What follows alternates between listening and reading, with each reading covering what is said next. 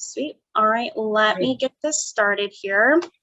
Again, welcome everyone to the Eide Bailly presentation this evening, reducing your practices, dependencies on insurance.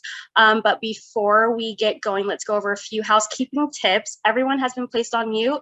If you have questions throughout the presentation, please use the Q&A option found on your toolbar. We are recording tonight's presentation and it will be available on our YouTube page in the near future if you want to refer back to it.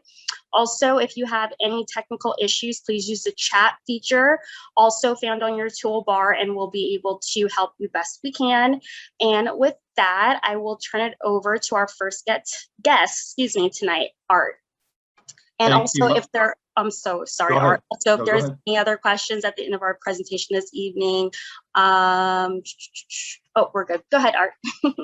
Thank you, Maisha. Thank you for all that you do to help us here at Eide Bailly. And everybody, welcome tonight to the 7th in our series of the business of dentistry that we are presenting through Eide Bailly CPAs and through 6 local dental societies here in Southern California, and I will acknowledge them in a moment. But tonight is a very, very special presentation for all of us. I have known Gary Takis for 30 years. He's one of the finest people in dentistry, and he and I share a passion. And well, we share 2 passions. One is golf, and the other passion is helping dentists reduce their dependency on contracting with insurance companies. And that is what tonight is going to be all about. I have seen Gary present this, I don't know, maybe a dozen times, and I learned something every single time. So be sure to take copious notes. If you do have any questions tonight for Gary, please use the question and answer function at the bottom of your toolbar. Put the question in, and Naren will be, who is with us, who works very closely with Naren, with Gary, will monitor the questions, and we'll probably get to those as we get towards the end of the presentation. So we'll get to Gary in a minute. I've just got a couple of things that I want to share with you. First of all, we do this presentation, the business of dentistry, every single month. So the 2nd Wednesday of every month, we will have our next one will be, the 2nd Wednesday of August, and then September and October.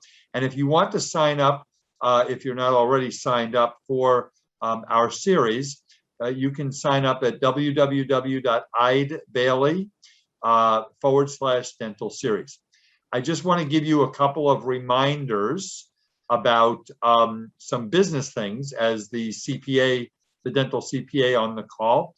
Number one, most of you are going to be required or coming to your final days of filing for forgiveness for your round 1 PPP loan. Remember, you got this money all the way back in April and May of 2020. It seems like forever ago.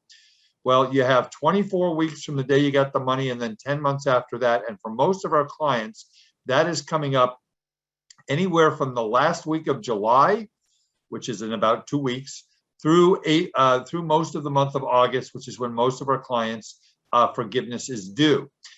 We at Eide Bailly have been spending an immeasurable, inordinate amount of time helping doctors not only qualify to get forgiven their loans, but to also receive the employee retention tax credit. So if you have greater than 50% reduction in your gross receipts in the 2nd quarter of 2020 as compared to 2019, whether you have filed for forgiveness or not, we are getting dentists tens and in some cases hundreds of thousands of dollars of tax credits. We're up over $2.5 million of tax credits that we've gotten for our clients and many non-clients through this program. So if you're interested in that, you can give me a call. My number is 657-279-3243, or my email is awiederman, WIEDERMAN, @eidebailly.com. The other thing I want to remind those of you on the call is if any of you got money from the HHS Provider Relief Fund, most of you received your money in August of 2020, 2% of your gross revenues. And many of you applied for the phase 3 payment, which in many cases was over $100,000 or more. They just came out with the rules about a month ago. If you received more than $10,000 from this program before June 30th, you must report to the Department of Health and Human Services on their portal by September 30th.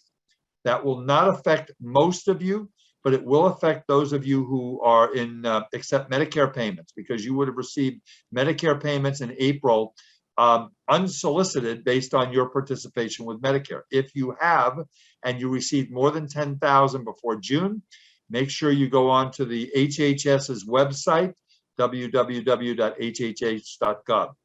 The last thing I'll share before I turn the stage over to Naren to introduce Gary is I do a podcast. In fact, it was Gary Takis who introduced me to podcasting about 5 years ago. And I will forever thank him for that. I've done mine for 2.5 years.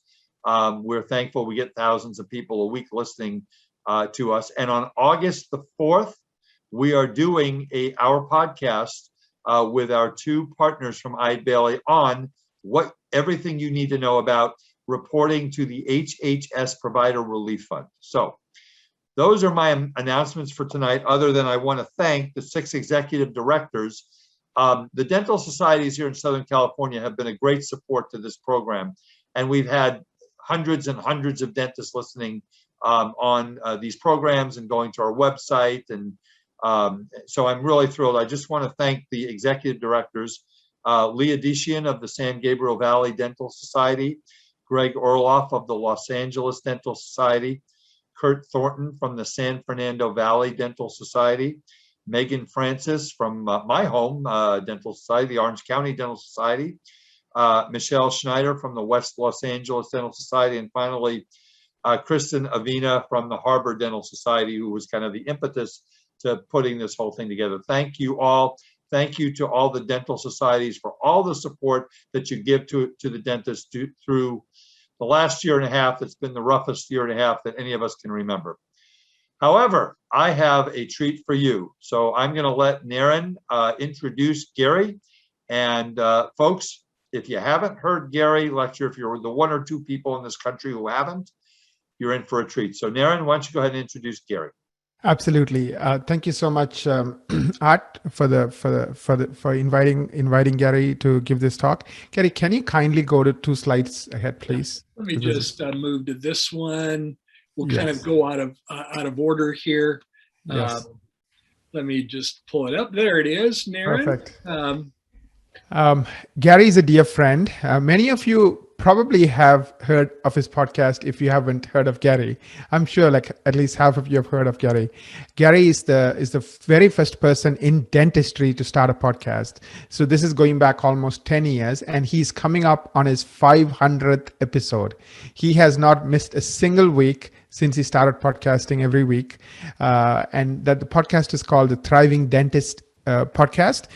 You can visit thrivingdentist.com. So Gary has been practicing or helping practicing dentists for more than 41 years. He's a practice advisor. He's a coach. He's a frequent speaker on the business and behavioral side of dentistry. He has keynoted pretty much every major dental meeting that's out there. The last one he keynoted right before COVID was the 50th anniversary meeting of the Pankey Institute. So Gary, is an expert, in my mind, the expert on the business and behavioral side of dentistry. But back in 2007, he bought a practice, a fixer-upper practice. He's going to talk a little bit more about it, just to give you some context. Today, that practice is called Life Smiles. Back then, it was a $500,000 practice. Just had less than 1,000 active patients, and they saw some potential in those active patients. And Gary and his partner, Dr. Paul, and today it's a 2-doctor practice. Gary will talk more about it. Bought this practice. Today, it's in the top 1/4 of 1%. The reason Gary purchased this practice along with Dr. Paul is he wanted a test kitchen. He wanted to be able to test the idea. So pretty much everything you're going to learn from today, it has been tested hundreds of times. Gary has helped hundreds of practices across US in every city, every state, reduce insurance dependence, and in many cases completely go for fee for service after dropping all the plans. So I present to you Gary Takacs, my dear friend, and in my mind, the #1 expert on the business side of dentistry. Aaron, thank you for your kind comments, and Art as well. Thank you so much. As Art mentioned, Art and I have known each other over 30 years. And we've been dear friends and colleagues and partners in crime, and I think the world of Art Wiederman. Hey, I want to take a minute and start with some thank yous. Thank you to Eide Bailly for hosting tonight's webinar, and thank you for the 6 participating dental societies in Southern California. You guys are amazing, and the work that you all have done, especially the executive directors in the last 16 months, to provide the most current, relevant information to your members has been nothing short of heroic. So thank you all. Thanks to Eide Bailly, thanks to the 6 supporting dental societies. On that note, I want to thank you all for joining us for this webinar. Probably a busy, productive day for you midweek. It's hard to have a busy, productive day and show up after hours for a webinar. So I want to take my hat off to all of you. Thank you for joining us. I truly appreciate the privilege of your time, and we're going to reward your time tonight with lots of useful information you can apply in your practice. So the format that we're going to follow tonight is we've got about 90 minutes of content, followed by a Q&A session, question and answer session at the end. Naren, I want to reinforce what Art said earlier about questions. I want to invite all of our attendees to feel welcome asking questions. And where would you like those? Would you like those in the Q&A panel? Yes, please. So you're probably familiar with Zoom by now. There's a Q&A panel that you'll see up on your screen. If you have a question, just type it in. Naren, you have my permission to stop me in the flow of the presentation. If you feel like the question is very relevant at that particular time, just raise your hand. I'll keep your thumbnail video open and I'll see you raise your hand, and we'll handle questions on the fly. Conversely, if you'd rather deal with it at the end, then we can keep those questions in the queue for the end as well. But the point that I want to make about the questions is I want to encourage all of you to ask questions as we go. We call it a coaching Q&A session because when you ask questions, you can ask questions that make the information relevant to you. And if it's relevant to you, it's going to be relevant to everybody else in the webinar. By the way, we will not call out any names. Everything will be held anonymously, so don't feel that you might get called out. We won't use your names. So Naren, please don't read any names when you read the questions, but do feel quite welcome asking me questions. The only silly question is the one you don't ask. If you're thinking it, everybody else on this webinar is probably thinking it as well. So again, thank you for attending, and we're going to reward it with lots of useful information. Naren went through that slide. Let me fast forward to my practice, Life Smiles. As Naren mentioned in the intro, I'm not a dentist. I never have been. My background's the business side of dentistry and the behavioral side, the people side. The behavioral side of dentistry is how we develop rapport and relationship with our patients, how we can communicate effectively with our patients, how we can help our patients take a greater interest in their oral health, how we can develop our emotional intelligence to be more effective with our team and with our patients. All of that falls in the behavioral side of dentistry. The business side of dentistry is how you can develop a more profitable practice. My goal in my coaching work, I started my coaching firm in 1989, and I've had my own coaching consulting firm ever since. My goal with every one of our clients is to help you develop a thriving practice, one that provides personal, professional, and financial satisfaction. The practice that Paul and I bought, this is Paul right here. Paul is a 2005 graduate of the University of Washington School of Dentistry. We bought very much a fixer-upper practice in May of 2007, 14 years ago. And we've been on a path of developing that into our ideal practice ever since. It was very much a fixer-upper practice when we bought it, and it's a very different practice today. We built our new office in April of 2011 is when we moved into the new office. We added Dr. Tim Schmidt. This is Tim here. Tim is a 2010 graduate of Oregon Health Sciences Dental School in Portland. Tim joined us as an associate in January of 2013, and he became a partner by late 2015. The three of us own it in a partnership, a third, a third, a third. We're a team of 16 team members. If you count Paul, Tim, and I, we're 19. We have 4 hygienists who each work 4 days a week. So we have 16 days of hygiene a week. We're very much a hygiene-driven practice. We're a general practice that also does some high-value services. Paul and Tim each take about 250 hours of CE a year. And as a result of their CE, they're very qualified to provide what I call high-value services. We place and restore implants. Here's the 6 high-value services we provide. In addition to everyday general dentistry, we place and restore implants. We do adult orthodontics, both Invisalign as well as 6-month smiles. We do cosmetic dentistry, which cosmetic dentistry could be a lot of things, but we tend to think of cosmetic dentistry as smile designs. It's typically a 8 or 10 unit upper anterior porcelain veneer case. We can do oral conscious sedation. We can do complex restorative dentistry. Here in Phoenix, we have a segment of our practice that are older patients, and we can provide those patients with full mouth rehabilitative dentistry if the need and interest is there.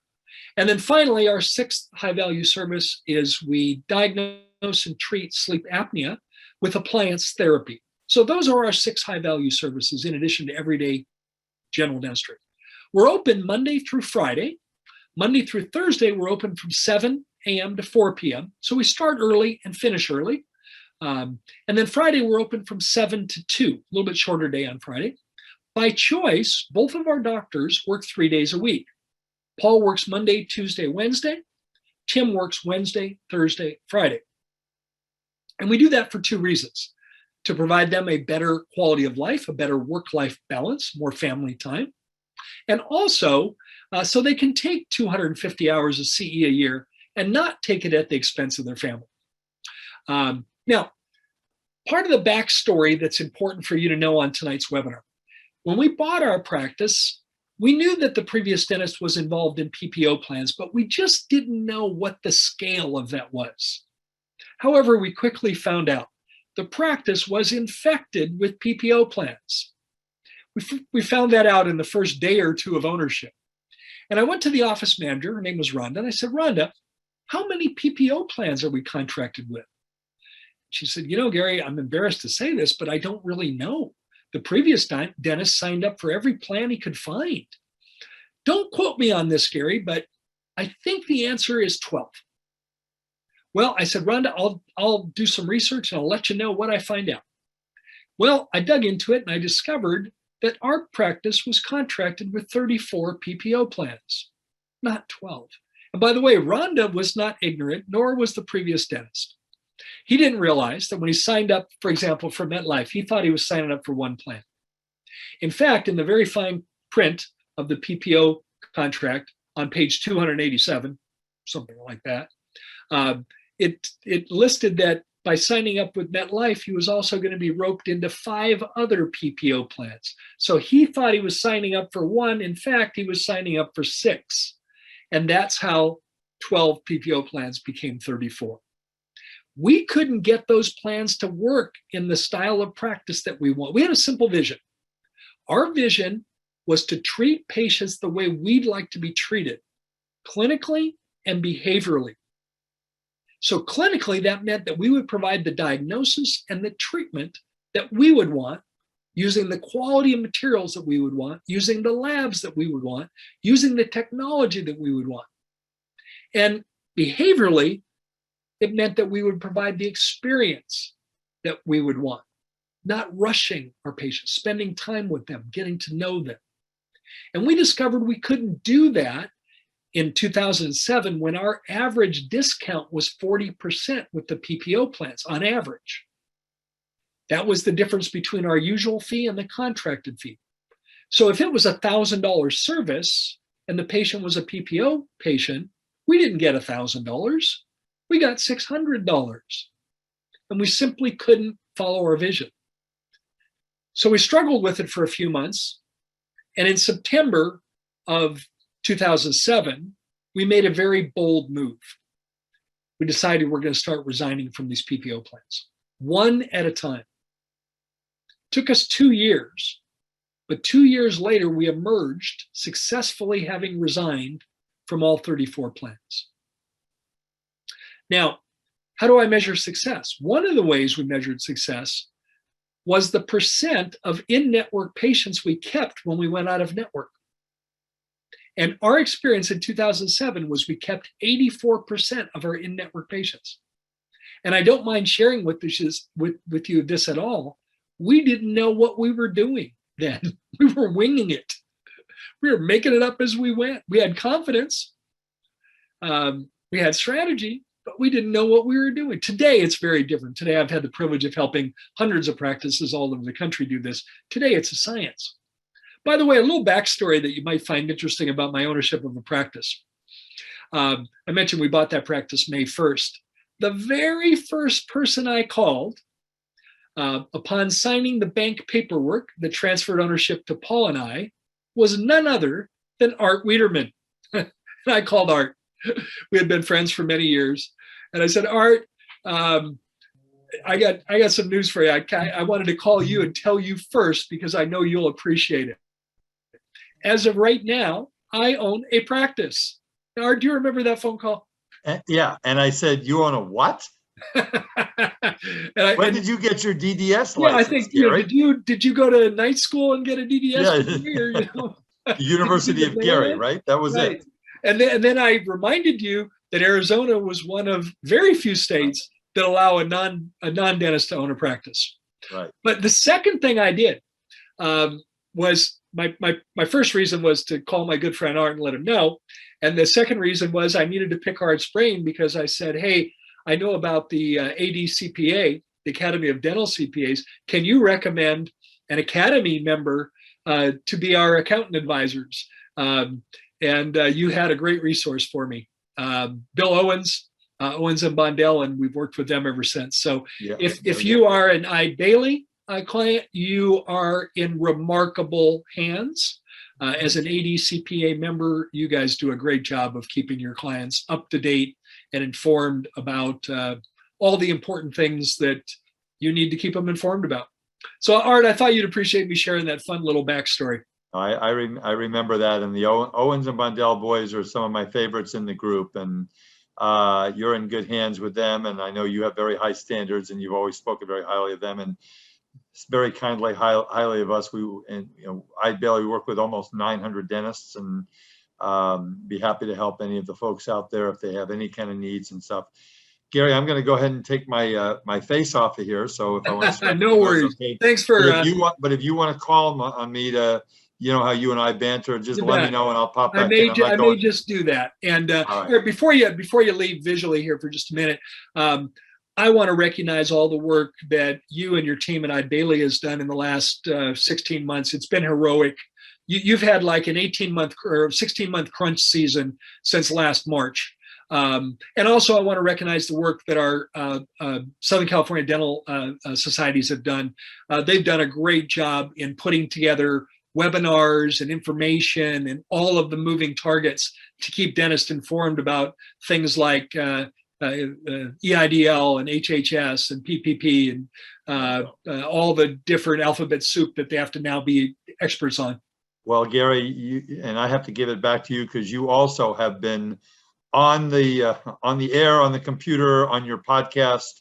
I mean, you, like I said earlier, you were my inspiration of becoming a podcaster. In fact, you were in my kitchen and you said, Art, you need to do a podcast. And I said 5 years ago, I don't know what that is. And you connected me with all the right people and with the folks in Atlanta, my producers who you used. And it's been a joy. And I do owe it to you and what you've done for dentistry, not only during the last 18 months as pandemic, which you've been out there as much as I have, probably more, but what you've done in your 35, 40-year career in dentistry and how many thousands of dentists you've helped. And this thing about getting rid of insurance or reducing your dependency on insurance, you and I, we are so like-minded about this. This is why I love sharing this information. So well, we approach it with very different background. Of course, you approach it from the eyes and mind of a CPA.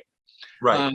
And I approach it as a business guy. And yet, isn't it interesting that despite the fact that we have very different backgrounds, we came to the very same conclusion, which is that if an office can successfully reduce their insurance dependence, they are on a path to develop a thriving practice. Well, you have done that, and I don't know if we've chatted yet about the fact Gary doesn't have one podcast. His main one is the Thriving Dentist Show, but it's also he and Naren do a podcast. They've been doing it about a year now, I think. It's actually over. It's coming up on 2 years. Coming on 2 years. Time flies when you're having fun.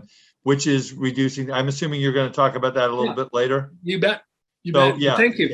Yeah, it's an encyclopedia of how to do what Gary's talking about tonight. So we call that second podcast, by the way, the Less Insurance Dependence Podcast. It's on iTunes, Google Play, or wherever you get your podcasts. You can also go to lessinsurancedependence.com. Naren and I do that together. It's a short format podcast. Each episode is 15 to 18 minutes long, tight, and it's all about the tactical things that you need to do to successfully resign from PPO plans. So if you're interested, we'd love to have you come join us as a listener. It's free. It's our way to give back. By the way, I think we're on episode, Naren, 140. Close to 150. Yeah, close to 150. Close to 150. All 150 episodes can be downloaded for free. And by the way, we're on episode. Today was Wednesday. That's when we published the Thriving Dentist Show. Today we published episode 496. Today. Wow. And that means we're going to do something special for 500. We have a very special episode. I can't wait to see that. I did a special one for my 100, so that'll be cool. Yeah, it's coming up in less than 4 weeks, and it'll be episode 500. But all 150 episodes of Less Insurance Dependence can be downloaded. You can share them with your team. They're short, make good content for team meetings. And thank you for mentioning that, Art. Much appreciated. Sure. All right, let's keep rolling. So, Naren, may I provide your background, and then we'll keep moving in the content? Naren's going to. Absolutely, Gary. Thank you. Naren has a presentation role tonight as well. Naren and I have worked together for a number of years. He's the founder and CEO of Equa Digital Marketing Agency, located outside of Toronto, Canada. And he and his team of 174 team members work tirelessly to help their clients consistently attract quality new patients. They are the agency that I use in my practice at Life Smiles. I'm a paying client of Equa, and I'm so glad I found you guys 5 years ago, because you not only provide us with the right number of new patients every month through your marketing expertise, but the quality of new patients we're looking for every month as well. Naren's an authority in the world of dental marketing. He and I co-host that second podcast called the Less Insurance Dependence Podcast.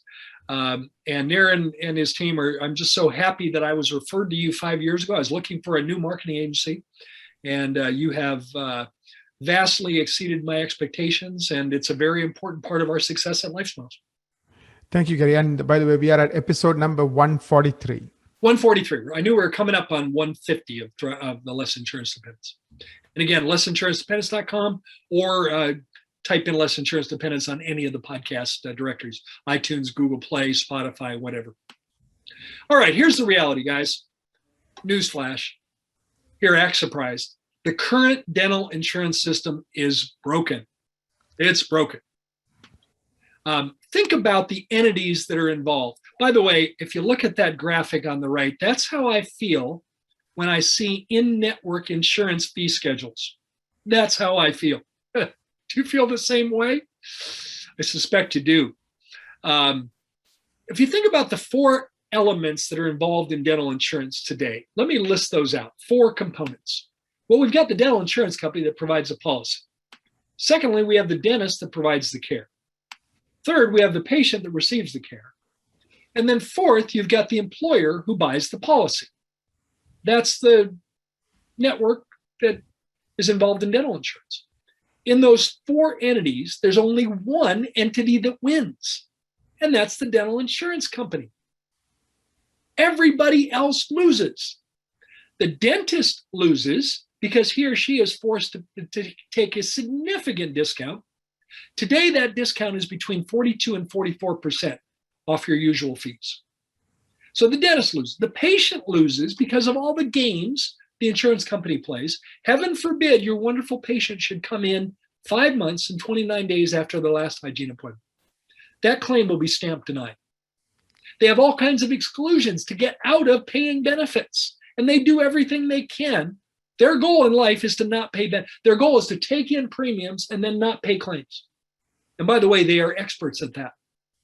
And finally, the employer loses because the employer is being gouged. They're being charged a 60 to 70% increase for their premium over what they should be paying. They're being gouged and they don't know it. The only entity that benefits today is the dental insurance company. Patients, dentists, and the companies purchasing the policies all lose. It's time for this lopsided win-lose system to go away. And let me give you further proof of the employers getting gouged. By the way, I want to give credit to this photo here. This photo was created by a friend of mine, Dr. Brian Baliwas. Brian is a young dentist in San Francisco. He is a graduate of University of Pacific School of Dentistry.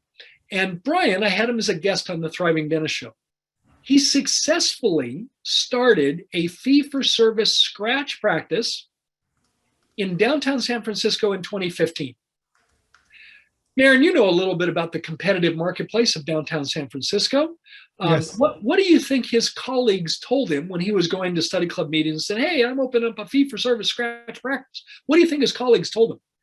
I think they told what they told Dr. Paul Nielsen, which is you should be crazy. Don't even go there. You silly young dentist, you're nuts. You can't do that. Gary, can I share that podcast interview you did with Brian? Please share that. Share a link in chat. I was going to ask you to pull that up. So we interviewed Brian Baliwas on my Thriving Dentist Show, and he's going to share his experience of opening a fee-for-service practice from scratch. And the reason I want you to share that, and I want you all to listen to it, is that we need motivation that this can be done, because everywhere you go, you're going to hear from the voices of the sour that this can't be done. You know, it was kind of like when Roger Bannister broke the 4-minute mile in 1954. Before he broke the 4-minute mile, people said it can't be done. There's no way. Human physiology isn't equipped to run a less than a 4-minute mile. You can't do this. And then he went out and did it. And it's no surprise that within 3 months after Roger Bannister broke the 4-minute mile, 3 other runners beat the 4-minute mile because now they knew it was possible. Well, that's what this podcast interview will serve for you. But now let me evoke some more emotion. I want you to look at this next slide. I'm just going to leave it up there a minute in a moment of, give you a moment to reflect on it. That's health insurance companies CEOs, healthcare insurance companies CEOs, total compensation in 2018. They do not want you to know this information. They do everything they can to hide it. By the way, any of you have my permission to take a photo of a screenshot and publish it anywhere you like. You can put it on Facebook. You can put it on Instagram. You can put it on Twitter. You can put it anywhere you like. And you can say, hey, I was at a webinar that Gary Takas was giving tonight, and he shared this. They don't want this information getting out. So let's look at this for just a minute. Well, we know why this guy's smiling. He's got 27.2 million reasons to smile. This guy's irritated. You know why he's irritated, Nary? Because he's number 2. He thinks he deserves to be number 1. This guy's just trying to slide. He's going incognito. He's trying to like put on the sunglasses and just slip off the screen. This guy's saying, no, you can't. No, stay right here, dude. You can't go away. This is the perp walk, and you got to stay right here. This guy, he's a slacker. I mean, $8.3 million. I mean, come on, that's not even worth getting up in the morning. I mean, that guy's a slacker. This guy's just a goofball. I think his dad is the chairman of that insurance company because, I mean, he doesn't look like he could put a complete sentence together. And yet he makes $21 million a year. Anyone else feel some emotion around this? I sure do. Do you know the genesis of dental insurance? Delta Dental was the very first dental insurance company. It was created in 1968 by dentists for dentists. What happened? There's a one-word answer on what happened. Greed. And it's being depicted in the slide you're looking at right now. It's greed. And I think back then you said they paid $1,000 and it would cover like, like can you talk about the numbers? break it down. What's the annual benefit in 1968? It was $1,000 a year. By the way, what is it today? Often the same $1,000. It could be $1,200. It could be $1,500, but no way has that kept up with inflation. But now look at what $1,000 covered in 1968. In 1968, the average crown fee was $150, and a crown was covered at 50%. That meant for the $150 crown, the patient paid $75 and Delta paid $75. Naren, how many crowns could the patient get with a $1,000 annual benefit? I think the number is somewhere between 13 and 14 crowns. Yes. 13 point something. Right. Now, that's not a full mouth reconstruction, but that's significant dentistry. Think how good the benefit was back then. Pretty good. Today, that $1,000 might cover one tooth as long as the root canal doesn't need a crown, which it does. But if the crown needs a root canal, now we're over the annual limit. So it's literally greed that has created all this. And it's time to end this lopsided game. And by the way, Gary, I just saw that podcast interview you did with Dr. Tracy Hughes. Can you talk about that? Perhaps I could also share that. So we did the 100th episode of Less Insurance Dependence was an interview with a client of mine, Dr. Tracy Hughes from Colorado. And it was an interview about how she successfully went out of network with Delta and became a fee-for-service practice. And Tracy tells her story and what she did and how she did and the difference that it's made in her practice. And if you would put that link in chat, I would encourage our webinar attendees to listen to that one as well. Tracy is a wonderful, wonderful, very talented dentist. And I don't mean to ruin the punchline, but she says the best thing she ever did was go out of network and become fee-for-service. And the only regret she has is she didn't do it sooner. So there's another Roger Bannister example that might give you the inspiration to go on the same path. Well, you likely know the negative realities of staying in network. But many of you don't know how to successfully go out of network. So that's what tonight's webinar is about. We're going to go over this topic in detail and guide you to successfully resign from PPO plans in your practice. Given the impact of COVID-19, and we're still seeing the effects of it, it's still not over. An important question to ask is now the right time to resign from PPO plans? I have a perspective on this, and I'm going to share it with you.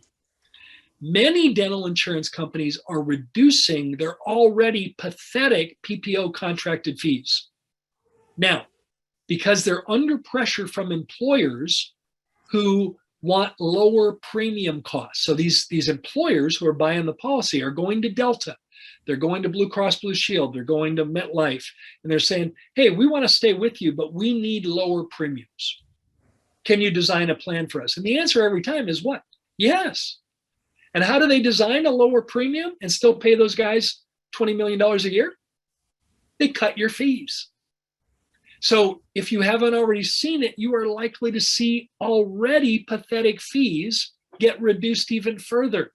We saw one the other day, Naren, in a mutual client of ours, where his average adjustment is now 58%. Not 40 or 44, it's 58. That means, do the math on that, Naren. That means he's getting he's getting $420 on a $1,000 fee. So I'm going to argue that today is the best time to prepare to go out of network. You don't just resign without preparation. I'm an endurance athlete. I run marathons, half marathons, and triathlons. And you wouldn't think of running a marathon without preparation. How do you think that would turn out, Naren? I think you would probably quit by the time you get to the 5-mile mark. If you make it to mile 5 with no preparation. So just like you wouldn't think of just signing up for a marathon and running it without preparing, well, you're not going to just drop out plans without preparing. But there's never been a better time to prepare. And if you'll be serious about it, you could be resigning from these plans before the end of the year successfully if you follow a tried and true approach. So one mindset I want you to embrace is this. From this moment forward, I want you to think of your insurance adjustments, the difference between your usual fee and your contracted fee, as a marketing expense. I want you to think of those adjustments, those write-offs, as a marketing expense. Why? Because you are paying the dental insurance company to provide you patients. Does it make sense for you to pay dental insurance companies 42 to 44% to provide you with patients? In a word, no. You could pay a small fraction of that cost to develop a comprehensive marketing plan. You'll save a massive amount of money and get the added benefit of attracting new patients who do not have an insurance mindset. Naren, let me put it this way.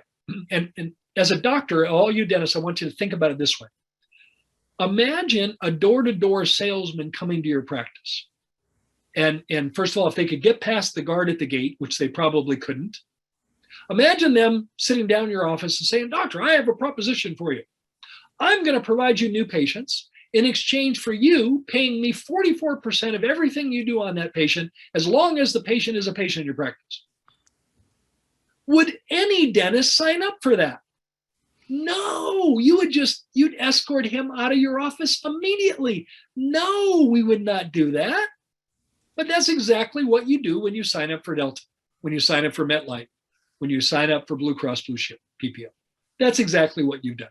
You pay them not a one-time fee, but for life, as long as they're a patient in your practice. Think of that as a marketing expense. And we have noticed some practices write off $400,000 a year, $500,000. Well, we're going to get to that. Yeah. So in 2007, my average adjustment was 38%. So I was paying 38% to the insurance companies. Last year, the amount of money that I spent on marketing was 1.4% of my revenue. Now, I don't need to have the amazing accounting prowess that someone like Art Wiederman has, or your advisor at Eide Bailey has, to say, answer this question: what would you rather pay, doctor, 38% or 1.4%? Take as long as you like. Or, heaven forbid, 58% in the case of our mutual client, Naren. It makes no sense. Our goal with our coaching clients is to have overhead no higher than 60%, ideally 50%. By the way, 50% is very difficult today, but all of you can get your overhead to 60% or less with the right strategy. By the way, your association, the ADA, reports that the average practice overhead in 2008 for dentistry was 74%. You simply cannot have a practice with overhead no higher than 60% if you're writing off 42 to 44%. It is mathematically impossible. Much of life is a math equation. This is a math equation. If your overhead 74% or higher, you're working too hard for too little. It's that simple. So here's an actual case study. Many dentists don't know what they're writing off. And the reason they don't know what they're writing off is there's two ways to enter your fees in your practice management software.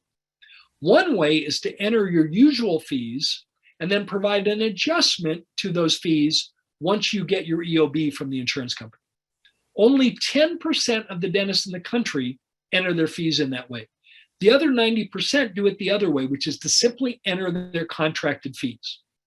All of the practice management software companies, Dentrix, EagleSoft, Open Dental, will encourage you to enter the contracted fees. It's not insidious. The reason they encourage you is it makes it easy to track your collections that way. Makes it easier. But the downside is when you just enter your contracted fees, you never know what you're writing off. And in this case, ignorance isn't bliss. Ignorance doesn't allow you to make good decisions. So here's an actual case study. Doctor called me a couple weeks ago, and he wanted help figuring out what he was writing off. So Naren and I designed a Excel spreadsheet that does all the heavy lifting and with some simple information entered can tell you within 2% accuracy, plus or minus 2%, what you're writing off.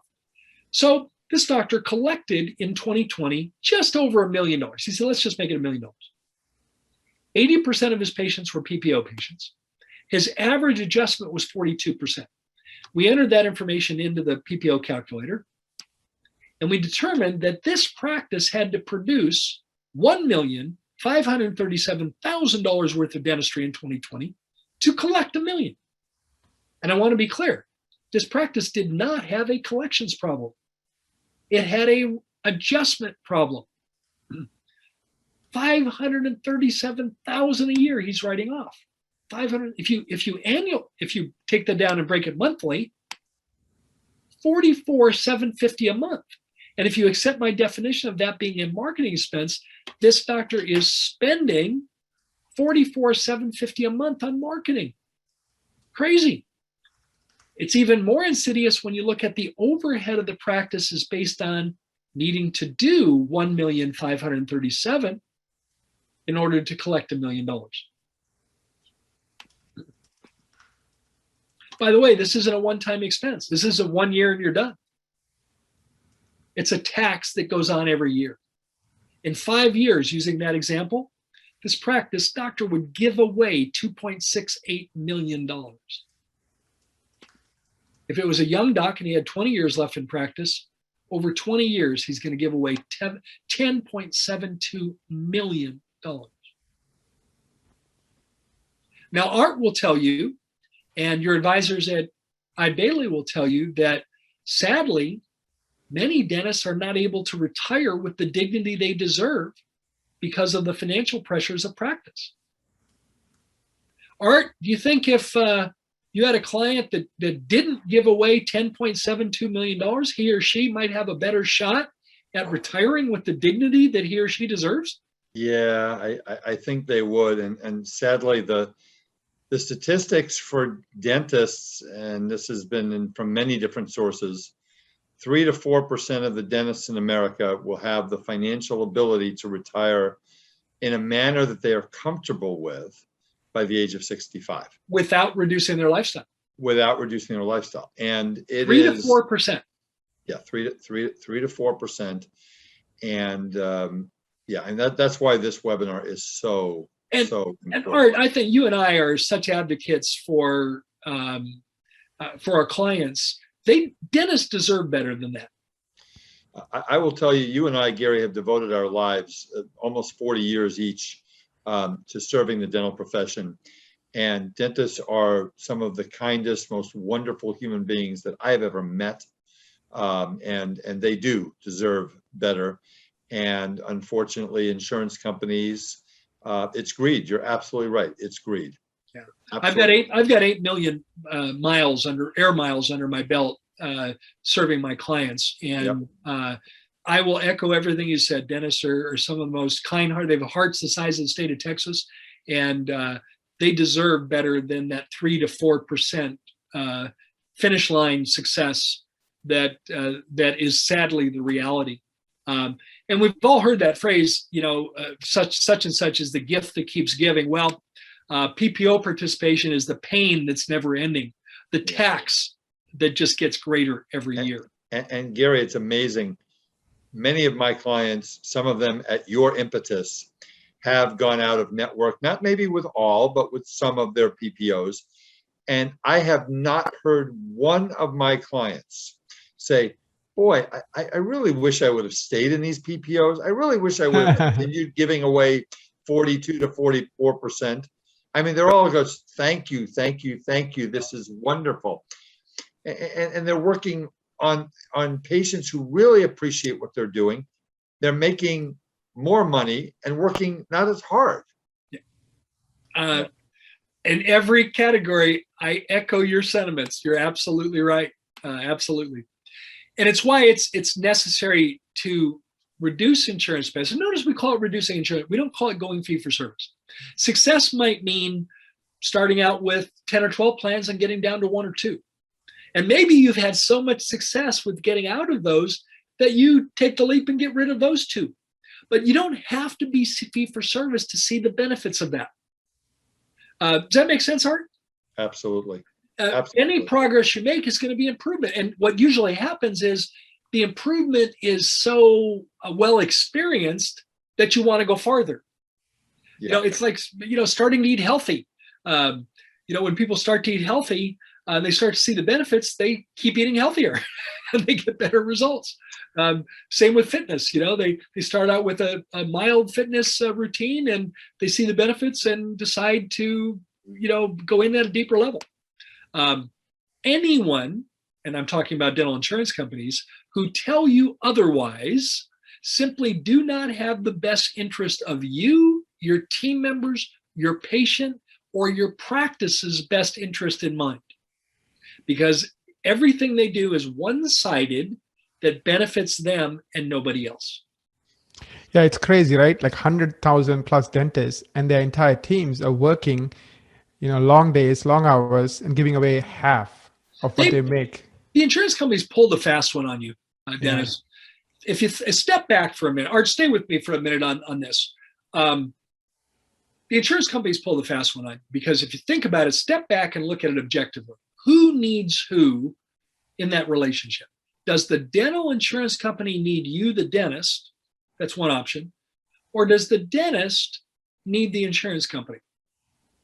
Dun, dun, dun, dun, dun, dun, dun, dun, dun, dun, dun, dun. Well, the dentist believes that they need the insurance company. But what's the reality? The reality is that there are hundreds of thousands, millions of people, and last I checked, they all have teeth. And no, they don't. The insurance companies, like you said, have people hoodwinked that they must contract with them or they will have no patients to see. And think about it, Art, at a very core business level, if no dentist signed up to be on the PPO plan, would the insurance company have any policy to sell? Nope. They have no policy to sell. Nope. Now, we can't do that in any organized way because no, we can't. That's called monopolizing, and it's called restraint of trade. Right. We can't do that. But if you think about it at a very basic level, they need you. Yeah. You don't need them. They need you. Well, we want you to understand. We want you to have information.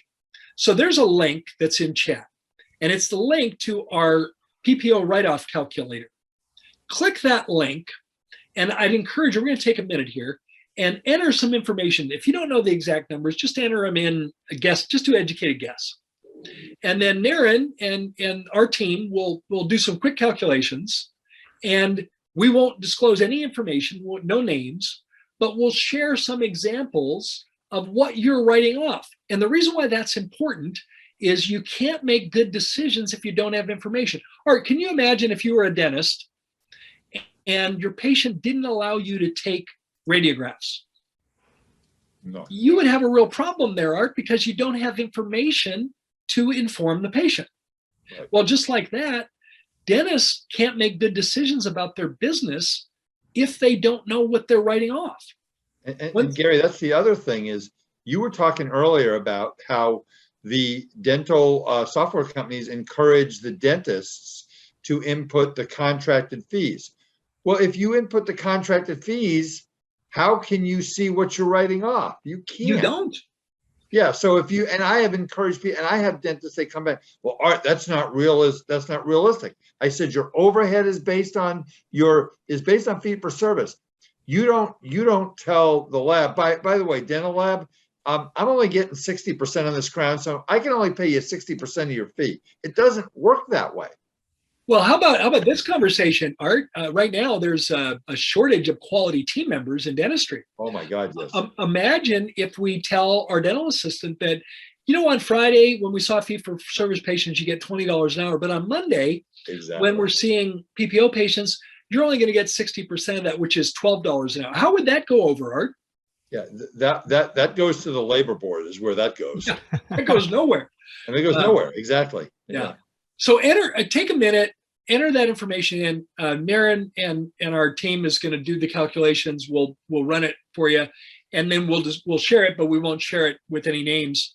And you'll get to see what you're writing off. And it may be the most sobering information you get, but you can't make good decisions without information. And then you'll be better prepared yourself. By the way, as you're doing that, little sidebar. When we go out of network, we encourage you to do it in a very patient-friendly manner. In other words, the patient can still use their benefits in your practice. We still file their claims for them like we always have. We still submit all the documentation that's needed for the insurance company to pay those claims. We'll follow up with the insurance companies to advocate for our patients, because sometimes the insurance companies don't do what they're supposed to do. But whatever benefits they have, they can still use them. I still have a full-time insurance coordinator in my practice, even though we've been fee-for-service for 14 years. And I will always have a full-time insurance coordinator because we advocate for our patients. So this is done in a very patient-friendly manner. Now, Art, I'm going to share a piece of information that might be new to you. And if so, I'm going to feel very good about that, because you are one of the brightest minds I know in this amazing profession. Well, Gary, every single time I listen to you, I learn something. So go for it. 2016, I don't have the exact date, but let's go back 5 years ago. There was a time in 2016 where we hit a tipping point. And the tipping point that we hit was there were more adult Americans that did not have dental insurance than those that did have dental insurance. Okay. And what's happened in the 5 years since? The number of people that don't have insurance is going up. The number of people that do have dental insurance is going down. And that's only going to be accelerated in a post-COVID world. So there's even better reason to get out, because there's the bigger universe of people that don't have insurance. Let's go find them. When you find people in your practice that don't have insurance, they won't ask you two questions. Are you in my network? They won't ask you that. And secondly, if you make treatment recommendations to them, they're not going to ask you, does my insurance cover this? Because those questions would be irrelevant. And this is why, Gary, this is why the insurance companies have to cut the payments to the dentist, or they're going to lose. Your buddies on that photo are only going to be able to make 15 million a year instead of 21 or 28 million. Oh, my heart is bleeding. I know. My late mother used to say hearts and flowers on the world's smallest little violins. That's right. Your late mother was very wise. Oh, you'd have loved her. Naren, do we have any Yes, data points? we have And some again, data no points. names, no names. Yes. Just pick a couple just for illustration. Right. The first one is like, I think in our mutual clients, we have seen a lot of this, like $960,000, Gary. That's how much they collected. Nice, strong practice. Right. 80% is coming from insurance. Yep. And the write-off is 42%. Those are right in the sweet spot of what I'd expect to see today. And so now let's talk about the annual PPO write-offs. On an annual basis, meaning every single year, this particular practice is writing off $556,137. $556,137. Art, that's a decent practice worth written off every year. Yeah, that's a decent practice worth. That's a good way towards a retirement pot. I mean, I can keep a college fund. How about debt retirement? Yeah.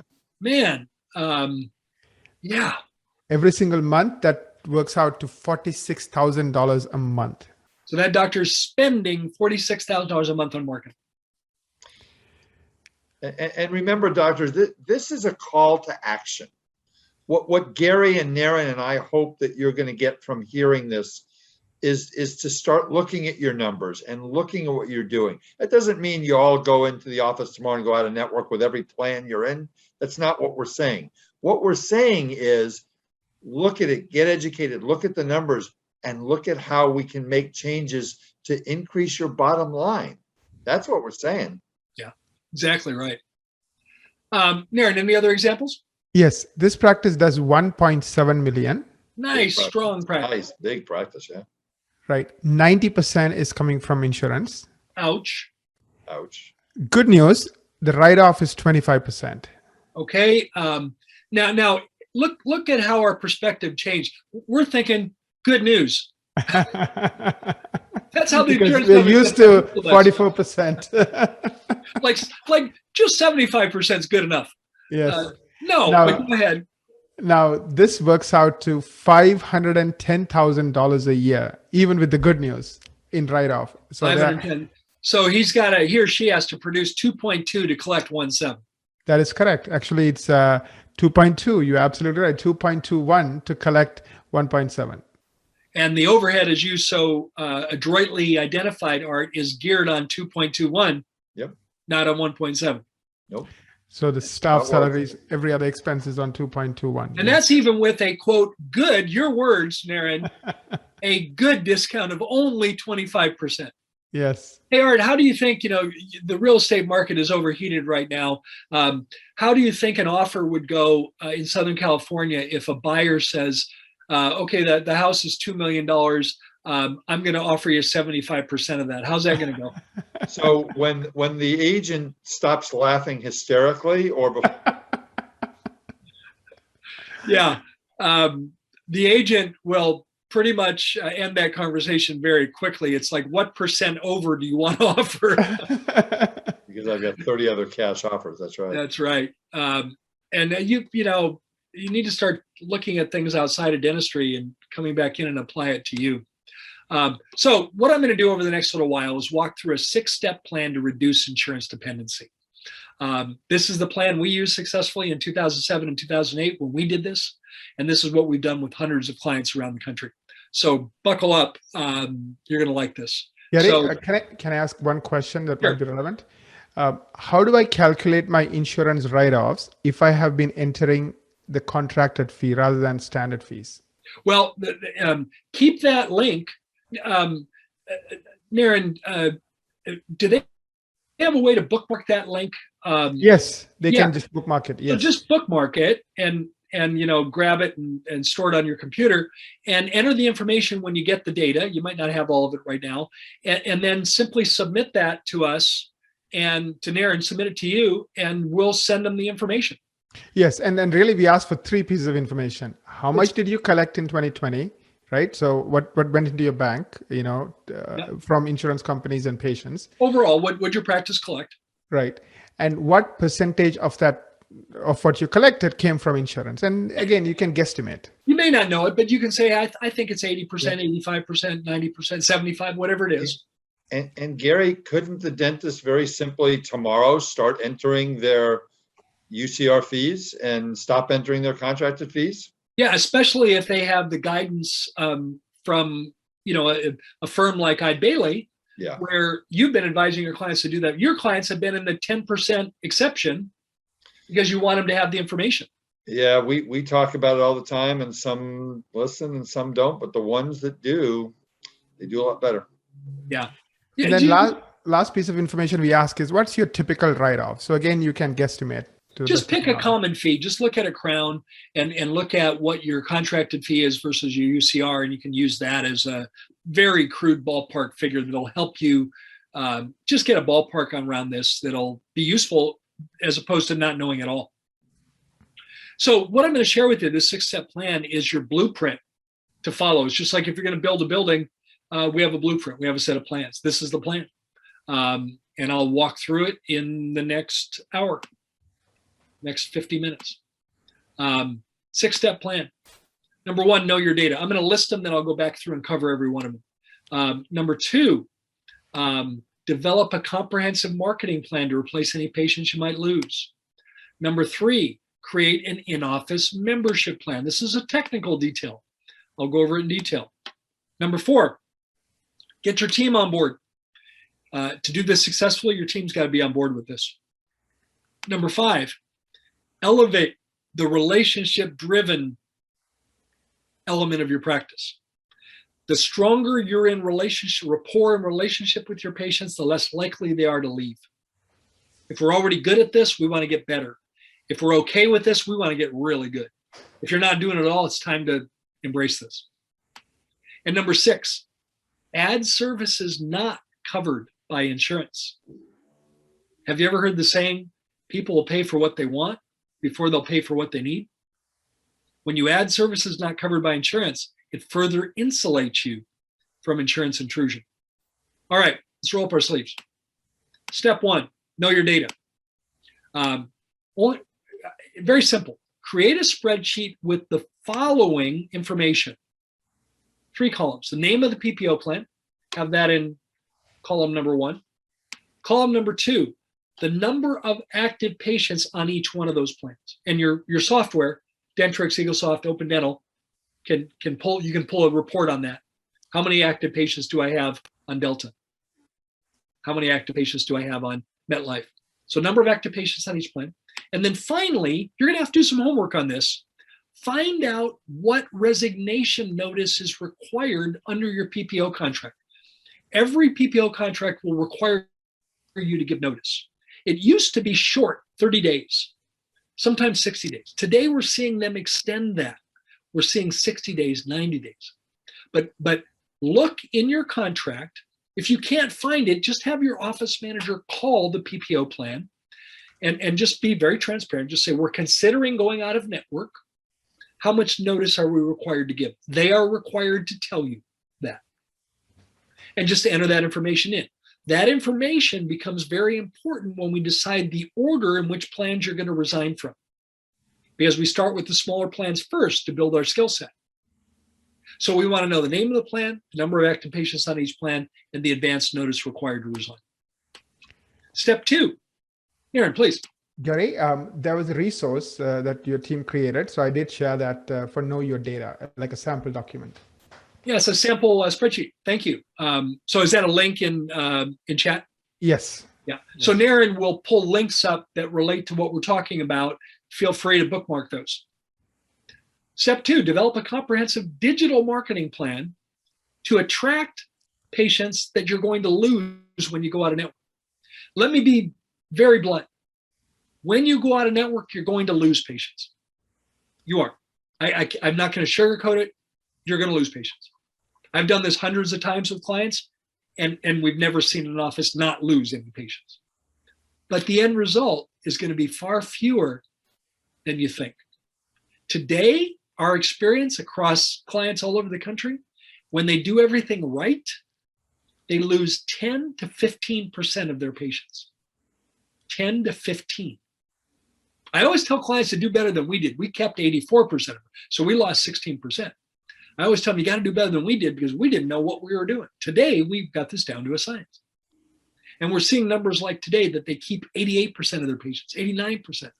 We had a 90% recently. And by the way, the percent that they lose, well, we don't want to lose patients. I'm going to keep it G-rated to keep our webinar to earn the G-rated approval. But these are the PITA patients in the practice. I'll use the acronym instead of the full full descriptive. They're the PITA patients. They're the ones that never respond to your treatment recommendation, and then they break a tooth at midnight on a Saturday night, and they expect you to come in and take care of them because they didn't take care of it preventively. Yep. No, you're absolutely right. But you do need to replace the ones you're going to lose so you don't go backwards. So you do that through marketing. It's critical that you develop your comprehensive marketing plan early in your journey so that when you drop PPO plans, we've already replaced them. And now you're dealing with a position of strength rather than a position of weakness. It allows you to be in a position of strength since you've already replaced any patients you might lose when you go out of network. Successful dental marketing, Naren, I'm going to give you credit for this because you're the one that taught me this, is about 2 things. Number 1, helping your ideal patients find you. They got to find you. If they can't find you, they can't choose you. Art, back in the day, you and I have been doing this long enough where what that meant was you needed to be located on a busy street so when cars were driving by, they could see your sign. And we called it traffic. Right. Today, traffic is still important, but it's not traffic in the conventional sense of cars driving by your office. It's internet traffic of people visiting your website. It's funny, Gary, when I lecture at the dental schools, I kept from years and years ago a copy of the yellow pages. Now, people who are probably 30, 35 and under who are on this webinar might not even know what those are, but the yellow pages is how you would look things up.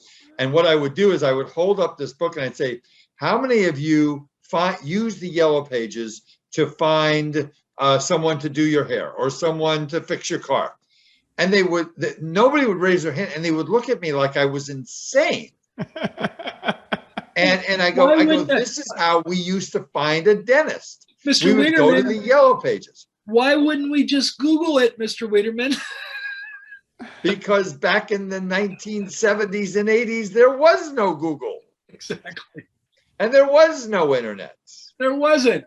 Even 90s. I mean, How did we function? Art? That's another question. No, Gary, How Gary, in the world did we ever Thomas function? brother maps. Remember when we had to drive in the car and you would be driving and you'd have a map on your a book, a huge Thomas Brothers book, and you'd have to flip the pages every time you got to the end of the second page, right?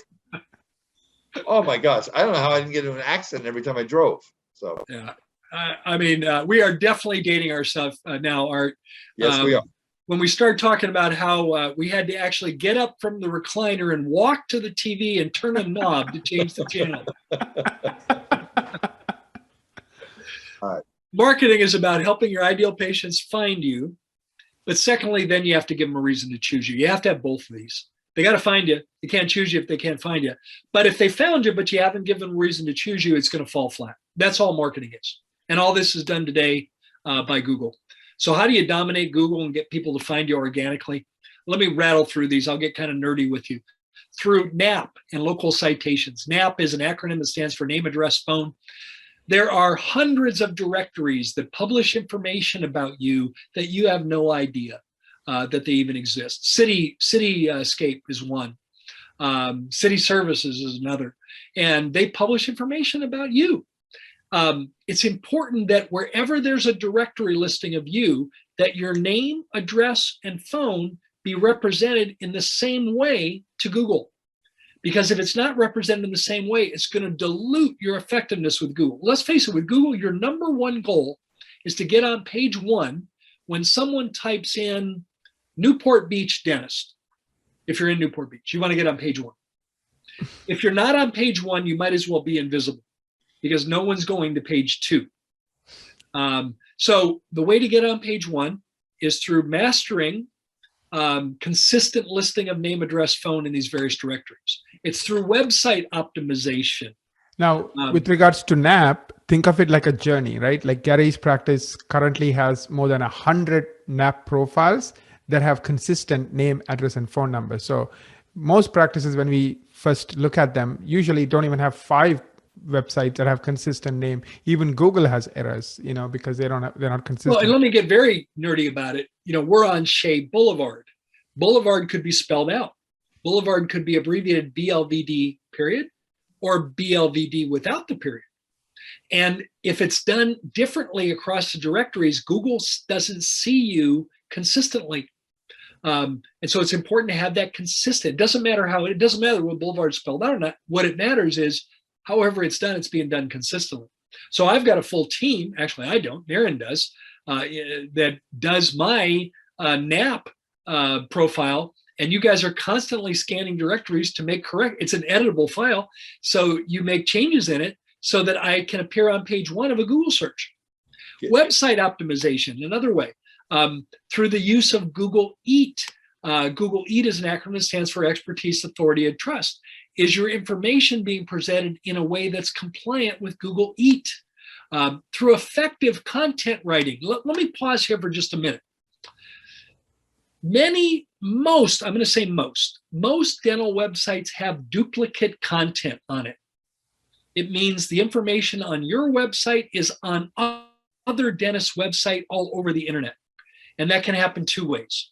That can happen because whoever wrote your website will peddle it to other dentists, and they do it ethically. They give you maybe a zip code exclusivity, but you let another dentist outside of your zip code use the same information. Now you might say, well, hey, I'm in Newport Beach. I don't care what a dentist in Miami does, but you may not care, but guess what? Google does. Google penalizes duplicate content. And if your website has duplicate content, you'll never get on page one. The other way it can happen is a bit slippery.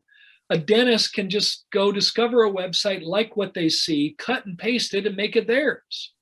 So every month, Naren, and more frequently, your team runs all the pages on my website through an app to make sure there's no duplicate content. And if there is, you just create new, unique content that shows up unique in the eyes of Google. Many dentists don't understand why they cannot get on page 1, and that might be the answer right there. Absolutely, Gary. And I think the other key point is content is key for you to rank. So for example, you have hundreds of pages on Google that are indexed, more than 170 odd pages. The reason for that is every one of those pages can target a different keyword. So like currently you are ranking for 512 keywords, you're seen by more than 90,000 people, you get 100+ new patient calls. That's because all that content adds up. So all these things that Gary's pointing out is critical. So Google looks at 200 factors, and these are like the big areas of those 200 factors. Now, if you work on these week after week, month after month, you're going to rank for hundreds of keywords and being seen by tens of thousands of people and get a lot of phone calls from prospective clients. But Google you have won't to tell do it. us. Google won't tell us what their ranking algorithm is. However, we can follow right behind them, and we can see what it is, and then simply respond in a way that allows us to meet the criteria that they use in the ranking algorithm. Search engine optimization. I have, I don't even know how many keywords and phrases we are ranked on page 1. I think it's over 500. That is correct, Gary. 512 maybe. Yes. Yeah. Is it possible that you can do all these things to master digital marketing? The answer is yes. It wouldn't hurt if you had a little bit of coding experience, but you don't have to. I did all this stuff in my own practice until 5 years ago. That was my job. Paul and Tim did dentistry and I did the business. And so marketing fell under my realm. Granted, I do know a bit of this stuff, but I did it. However, it took me an average of 15 to 18 hours a week to do all of this stuff. If I back up, it took me 15 to 18 hours a week. And I was doing nowhere near as good a job as being done now. And most dentists don't have the advantage of having someone like me that can spend 15 or 18 hours a week doing this.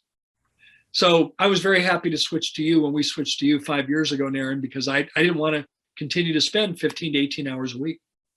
By the way, I was so pleased with my experience with Equa that I wrote a very favorable Google review with my experience, and I started recommending them to my clients. I would like to introduce you to a resource. We're doing this as a courtesy to your attendance tonight. Lila Stone is the Director of Marketing for Equa. And as a courtesy for attending tonight's webinar, you're invited to schedule a marketing strategy meeting with Lila. They normally have a $900 fee for that, but they're waiving that because of your attendance. You'll sit down with Lila, you'll do it by Zoom. She'll spend about 6 hours of research, all the Google Analytics of your practice. She'll share with you what's working, what isn't working, a plan so that you can start consistently attracting more quality new patients. It will probably be the best time you will spend on marketing in your practice. Naren, put that link in chat if you would. And that's Yes. a link to schedule that meeting. It's just an electronic scheduler that opens up Lila's schedule and you just pick a time that works for you. I've been encouraging you. I did that 5 years ago when I became an Equa client, and probably the best marketing move I've ever made. Naren, if I may I share a little bit about your fee structure so we can be very transparent with clients? Absolutely, Gary. Equa uses an all-inclusive flat monthly service fee. It's $1,200 a month that covers all of the services they do, including the design of a custom website, all of the things that I had listed previously. It's $1,200 a month. If you annualize that, that's $14,400 a year. That may be all you need to spend on marketing to get the desired result. We see 90 new patients a month on average with the wonderful work of Equa supporting us in that. Maybe all you need to do. So I'd encourage you to schedule that. So Gary, if I remember, Naren, one of the practices you put up earlier had write-offs of 542,000. So Gary, maybe you can help me. 542,000 is more or less than 14,000. Let me get out my abacus. Would you do that, Gary? Because I know you help me with these things. It's getting late and you're straining my mental horsepower, but I think it'd be better to spend 14,400. What do you think? Yeah, well, I tell you what I do with my clients when they come in or when we do a virtual meeting. When we talk about their practice, one of the first things I do is I say, let's say they're in Newport Beach. I say, we're going to Google dentist Newport Beach and Newport Beach dentist. And when I show them that they're not on page 1, they're not on 2, 3, or 4, we've got a couple, we haven't even gotten to 5 or 6, and then I stop. And, well, wait a minute, that's not possible. I guess that's, I've had a couple saying, I guess that's bad. I go, but it's amazing. And we get a couple that are in the top 1 or 2, and we can't count the ones that are the advertising ones, because that's pay. That's pay Yes. for play. We're not talking about pay for play. We're talking someone who's in the first, second, or third position. It's called Most organic. people- It's organic listings. In other words, we're not paying Google right. ads. This is organic. You've earned the ranking from Google based on all those criteria that I shared earlier. You've earned it. All right. And earned is always better, because some savvy consumers won't go to paid ads because they know that you're just paying for it. But if it's earned, it's a different mindset. It's amazing. So Gary, what is it that you, and maybe if I'm stealing thunder, I'm gonna let you talked about what's the #1 search engine? You tell me this all the time, right? I do this in live courses. I ask the audience, hey guys, what is the #1 search engine in the world today? And everyone yells out Google. I say, okay, what's the #2 search engine in the world? And I make a pregnant pause, and people start yelling out Bing and other search engine, Yelp, and no. And then I make a pregnant pause and I just say, who cares? Because it literally doesn't matter. Google has such a monopoly on this. It doesn't matter who's on, who's #2. Yep. But just in case you're on Who Wants to Be a Millionaire and the question comes up, what is the #2 search engine? Drum roll, please. It's YouTube, which is 100% owned by Google. So we're right back to Google. It's all about Google. Yeah, thank you, Art, for allowing me to. I love when you do that. People use Google 5.6 billion times a day. I know we used to say 3.2, now it's 5.6. 5.6 billion with a B times a day. Someone's doing a Google search. All right, step 3, create an in-office membership plan. Buckle up, I'm going to get into detail here. Creating an in-office membership plan is like having your own private Prime card, like an Amazon Prime card. Probably in marketing history, Amazon Prime is the very best marketing strategy any company ever created. It's like having your own Costco card, your own private Costco card in your practice. So think of your membership plan as an Amazon Prime card and a Costco card they can only use in your practice. It's a wonderful way to roll out the red carpet to people in your community who do not have dental insurance. Let me get very granular and provide some details. You come up with an annual fee that covers 2 hygiene visits, x-rays, and doctor exams. In our office, the x-rays might be bite wing, it might be comprehensive, it might be a digital pan, it might be a CBCT series. If Paul or Tim want a 3D cone beam, it's covered in this. And 2 doctor exams. One of them's comprehensive and the other's periodic. And then we provide a savings, a discount on any service in your practice to your membership plan patients. By the way, we tested out various discounts. I don't like the discount. Let me share that, but stick with me on this. We tested out various discounts in a study to determine the right discount. We wanted it to be enough discount to motivate people to sign up, but as low as possible to have less impact on the practice. We tested 20%, 18%, 15%, 12%, 10%, and 8%. And Art, we learned that 10% was the sweet spot. Yeah. So any of your membership plan patients get a 10% savings on any service in your practice. Now, let me go on record as saying, I don't like the 10% discount, but I like it a whole lot better than 44%, than 58%. Anything less than 44 is a win. So Gary, you're a world-class consultant. If one of your doctors came to you and said, I've got a patient who I've diagnosed a $15,000 case, and they're going to pay me $13,500. How do you feel about that? So I love what Art's bringing up here, because it applies on any service in our practice. And think about this for a minute. Is there any annual limit? No. Is there any exclusions? No. I mean, if they want to come in, I know what I'm about to say doesn't make sense for hygiene reasons, but remember, they get 2 hygiene appointments a year. Art, if Linda wants to come in on Tuesday and have her first visit, and she wants to return on Thursday to have her second visit, I know that doesn't make sense clinically. Right. But if she wanted to do that, knock yourself out, Linda. But more likely, if she wanted to come in 5 months and 29 days after her first visit, no problem. In your example, George, I've got great news for you. As a membership plan patient, your investment for that care, your investment for that care normally would be $15,000. However, as a membership plan patient, you receive a 10% savings. Your investment for that care is $13,500. It's a win. It's a win all the way around. Win, win, win. I don't like the 10% discount, but I like it a heck of a lot better than what you'd be subjected to if you were in.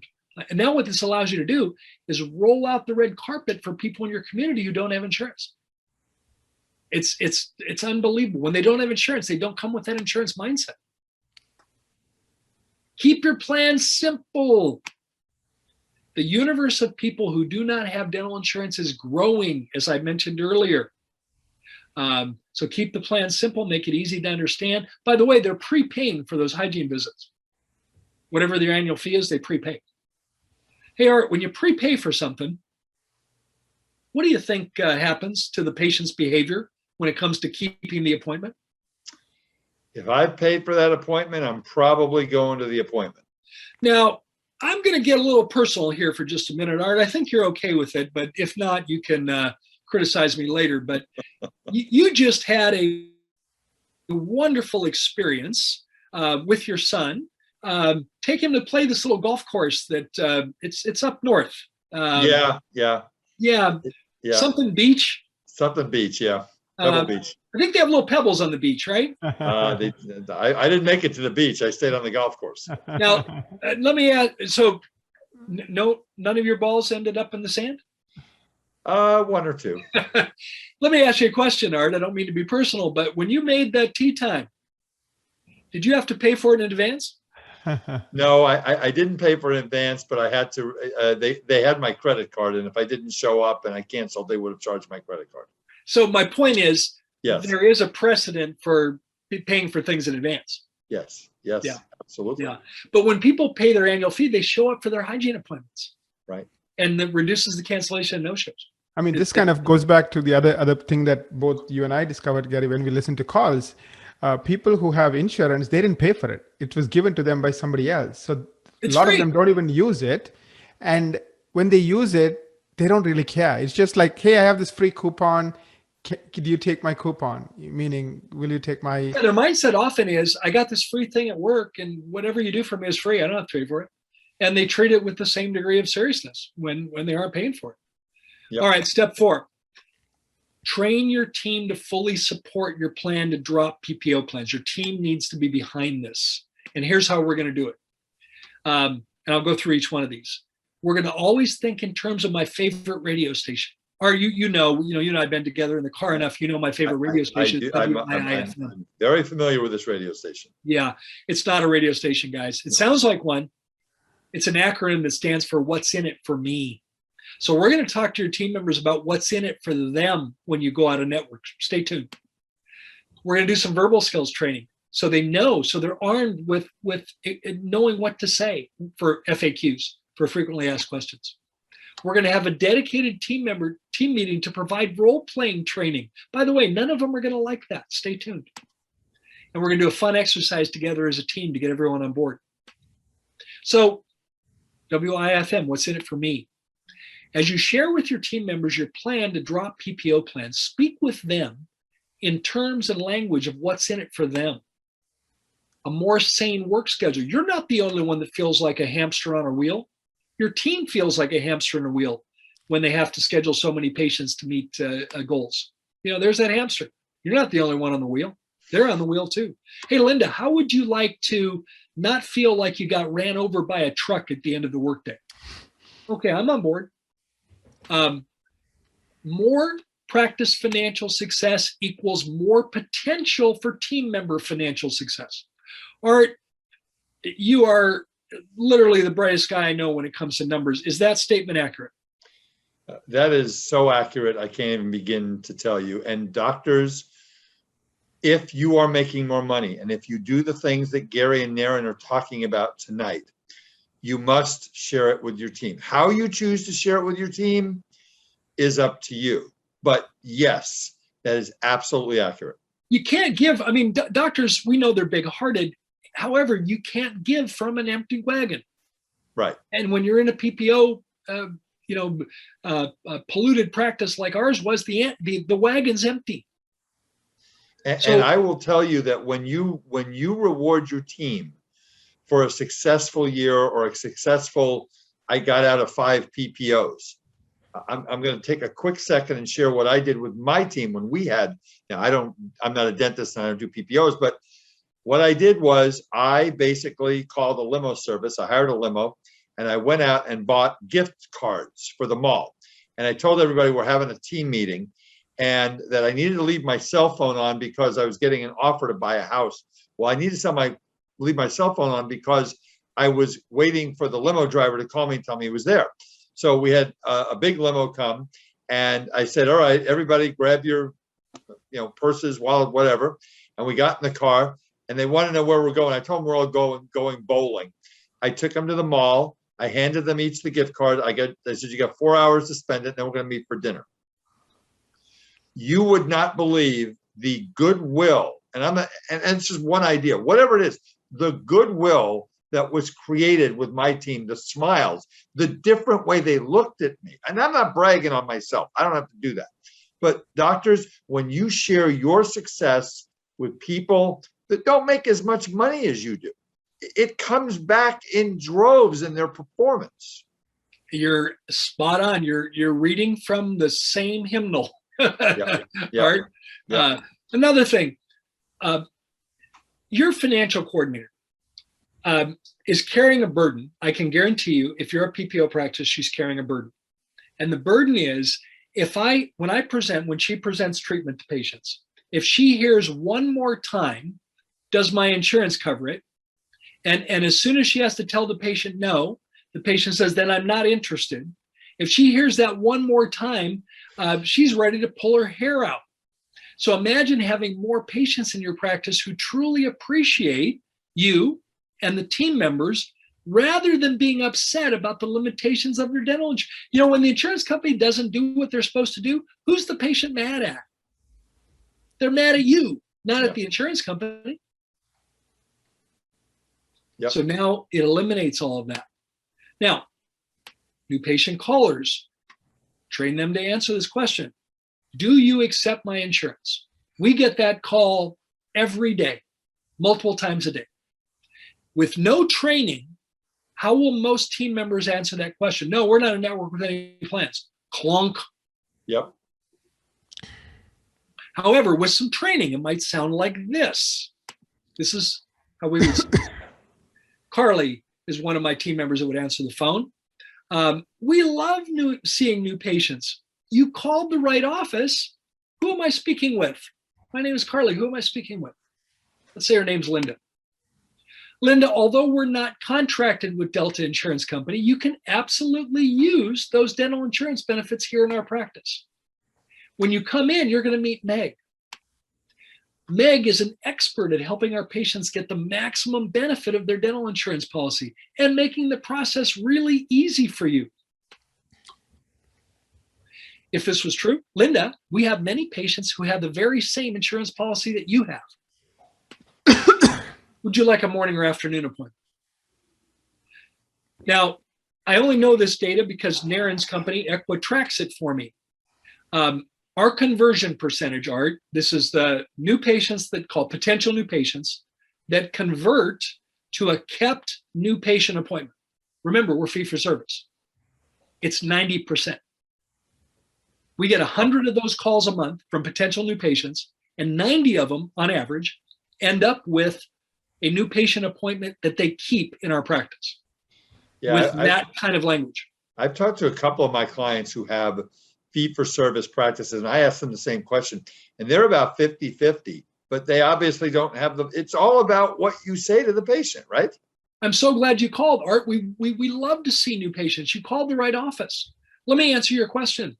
Although we are not contracted with MetLife, you can absolutely use those insurance benefits in our practice. Not only can you use them when you come in, you're going to meet Meg. She's going to do everything she can to help you get every dollar of benefit. Yep. Like mornings or afternoons. So we have some guidelines. I'm not a fan of scripts, but it's useful to start to put thinking together to make them your own. Naren, would you put that link on chat? Yes, Gary, it has to be email. It's like a download. So one thing we can do is either we can get the list of people who attended from Art or Maisha and then send it to them, or we have a form that they can fill out, like a survey at the end, and then we can get the email and send it. One way or another, we'll get that information to you. Right. Team meetings. I really want to encourage you to schedule a couple of dedicated team meetings to role play. Now, think of these meetings as like a play where it's the dress rehearsal. If you're an actor and actress in a play, the producer would schedule a number of dress rehearsals in preparation for opening night. They wouldn't just have opening night. Now, be prepared for resistance from your team members on role playing. I've been doing this for 41 years. I've yet to meet a dental team member who wants to do role playing. However, it's very important. Make it fun. For the first role playing team meeting, let your team members know they're welcome to read from the scripts. This can be a very good way for them to get comfortable with the language. After the first role-playing team meeting, ask your team members to use their own words, talking points. Make it fun. You start. Be vulnerable. You stub your toe, doctor, so they know that, hey, all of us need to learn how to do this. In a separate team meeting, go around the room and ask each team member to give one answer to the following question. Art, I don't think you've ever heard this. I want you to hear this. I know this doesn't look familiar. I want you to, everyone, don't prepare them. Just do it. Say, we're doing a team meeting and I'll share with you what we're going to do when we get there. Why should patients come to our office for their dental care? Give us a reason. And here's the rules. No repeat responses. If Susie gives an answer, you've got to give a different answer. Each team member needs to come up with a different response. Go around the room with the dentist being last each time, and do it 2 rotations. 2 rotations. Art, last week I did this with a client, virtually, 26 team members, including the doctors. Wow. We went around the room twice. How many reasons did we have to be a patient? 52. 26 times 2. Wow. The office manager said, Gary, can we go around one more time? I don't think we obviously did. Love their office. And I said, you bet, knock yourself out. We went around 3 rounds. That's 78 reasons. Unique reasons. And they were nowhere near close to running out of gas. Wow. That's and what does that do for the confidence of the team? Plus, all of these talking points can go on their hip. And it's just amazing. Now, Art, let's look at this. I've never had this happen. But what if an office couldn't make it through round 2? Let's say they have 16 members. And there's not 12 reasons.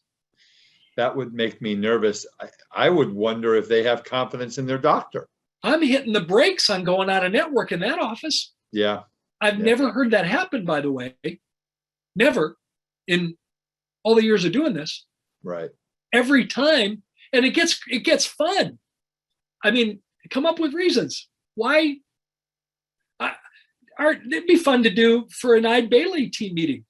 Hey, why should clients become I bet you guys could do that all afternoon without stopping. No, and again, our firm, I joined Eide Bailey 1 year ago last week. We joined them. I have not met one person at this firm that I don't love. They're a fantastic group of people, and they care deeply about all their clients, and it's amazing. This is a confidence building exercise that at the end of it, even the newest team member is sitting there saying,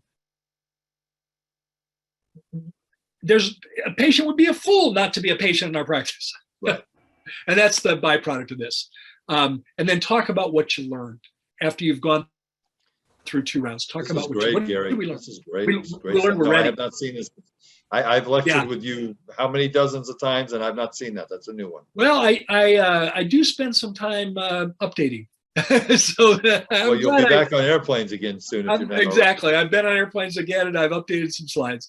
Step 5, elevate the relationship-driven aspect of your practice.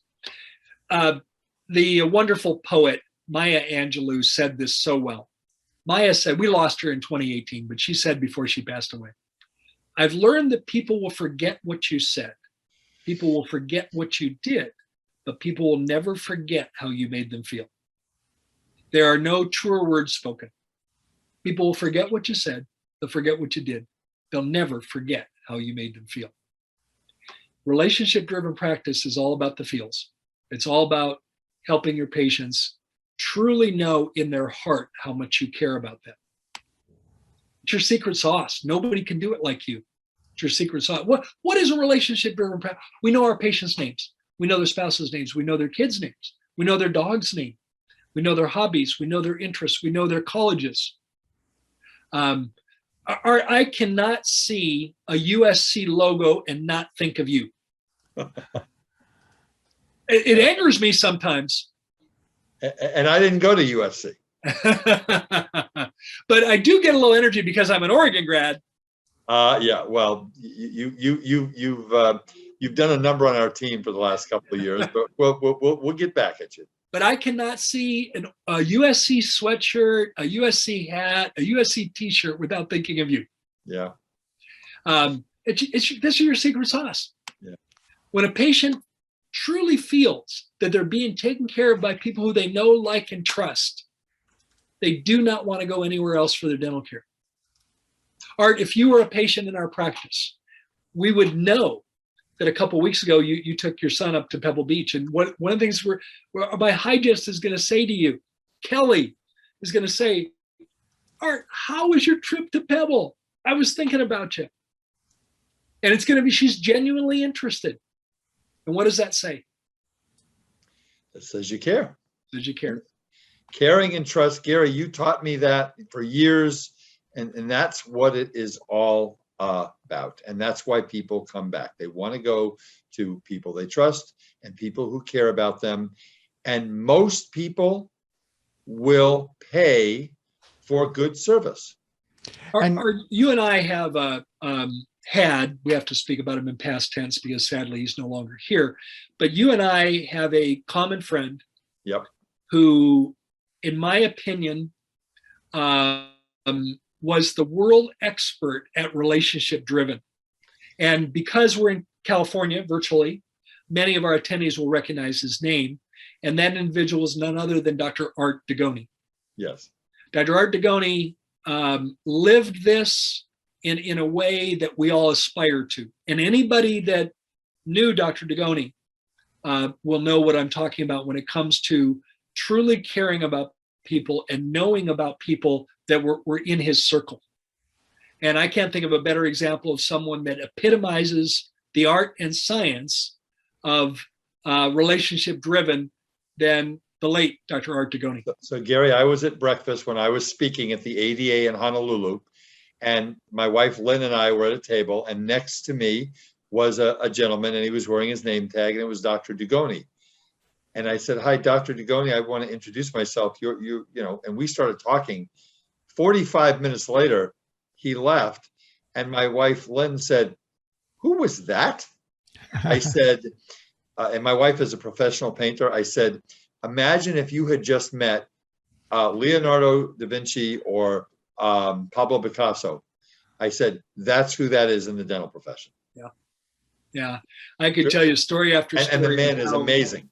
Yeah, how he demonstrated that to me, and truly amazing. So here's some things you can learn, and maybe these are things that maybe Art Degoni would share with you if he was still with us. Are you entering personal information in a place in your computer system, not in clinical notes because it'll be lost there?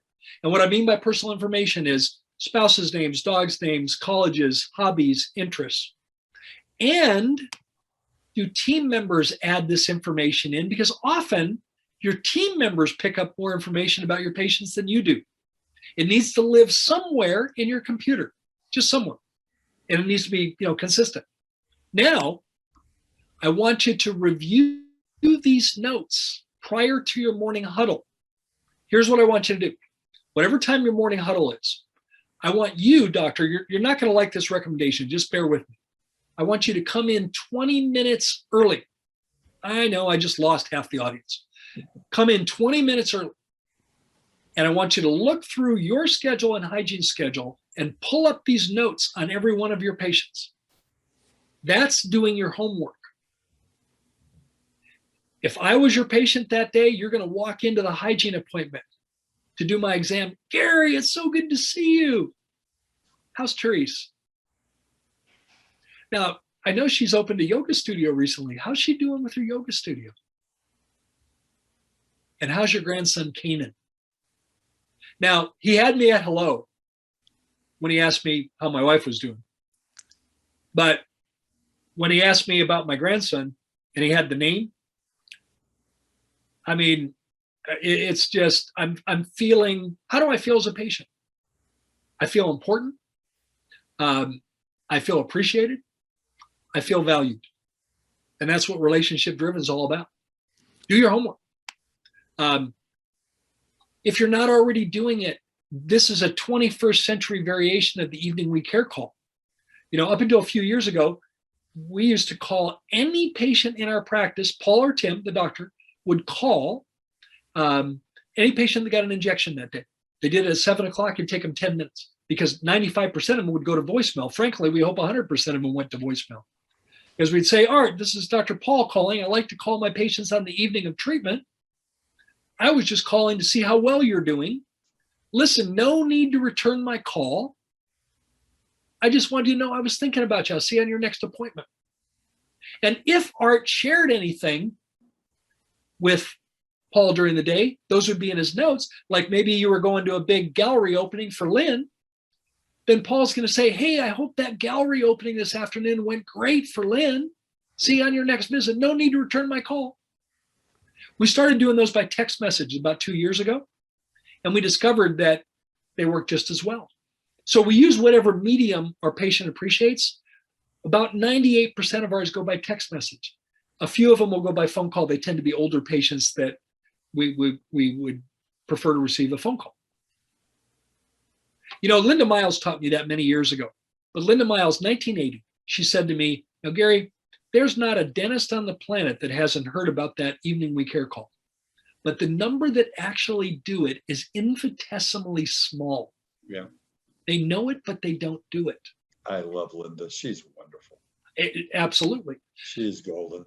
Old school. I'm deliberately going old school on you. Handwritten thank you notes. Now your team can write them. You just scribble your signature and nobody can read. Who do you send the thank you notes to?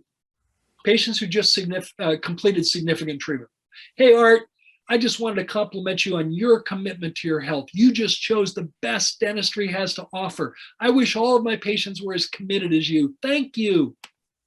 Patients who drive a long way. We have patients that drive over an hour one way. Hey, Art, we realize you drive a long way.